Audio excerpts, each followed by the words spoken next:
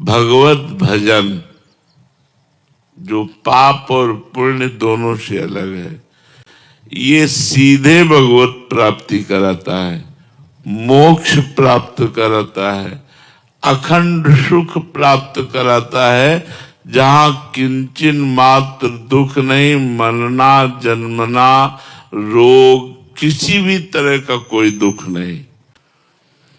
अब समस्या पड़ती है कि पाप और पुण्य कर्म करने में तो मन न लग सकता है हमारा, पुण्य कर्मों में भी लग सकता है, दान है, भंडारा कराना है, तीर्थ स्नान करना है, ये सब। भजन में मन लगना जो पाप और पुण्य दोनों से अलग है, और वो केवल मनुष्य जन्म में हो सकता है, किसी और योनियों में नहीं।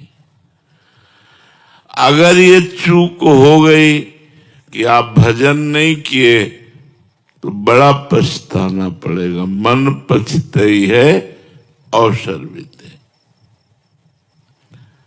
अब बात घूम के आई मन पे।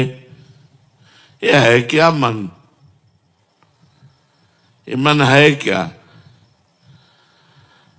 मन ना तो आप इसे चैतन्य ही कह सकते हैं क्योंकि आत्मा नहीं है, और ना आप इसे जड़ कह सकते हैं, ये उभय रूप है। इंद्रियाणाम मनश्चास्मि वैसे भगवत स्वरूप है, पर ये जड़ भी है और चैतन्य भी है। जो भगवान ने अपनी माया प्रकृति का वर्णन किया, अष्टधा प्रकृति का, उसमें मन का भी वर्णन किया है। ये प्रकृति से युक्त है, और शास्त्रों में इसे आत्मस्वरूप भी बताया है, ये भगवत स्वरूप भी है। तो कह रहे हैं अगर मन आपका वश में हो गया तो मोक्ष, और मन अधीन नहीं हुआ, भजन में नहीं लगा, आनंद ले, जैसा लोग कहते हैं। तो कहते इससे तुम दुखों में फंस जाओगे। जितनी जेल भरी है वहां सबसे पूछो तो मन ने ही जेल पहुंचाया है। जितनी गलत बात, बेइज्जती, अपमान होता है, मन ने ही। मन को छूट नहीं देना।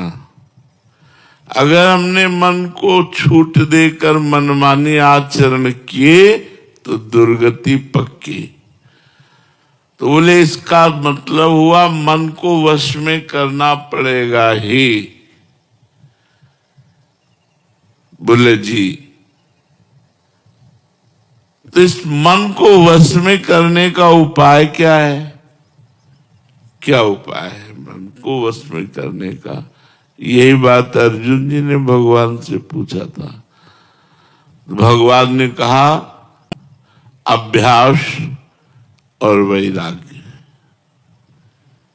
अभ्यासेन और वैराग्येन, ये दो बात कही थी।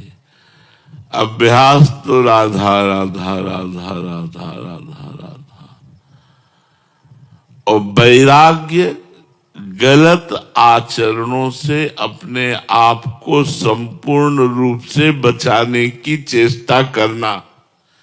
ना बच पाने पर रोना और दुखी होना, प्रभु से प्रार्थना करना। जब हम नहीं बच पा रहे तो प्रभु से प्रार्थना करें, रोए, वही रोक सकते हैं। कोशिश हमारी पूरी रहे, हमारी मनमानी आचरण ना हो। मन को अगर वश में करना है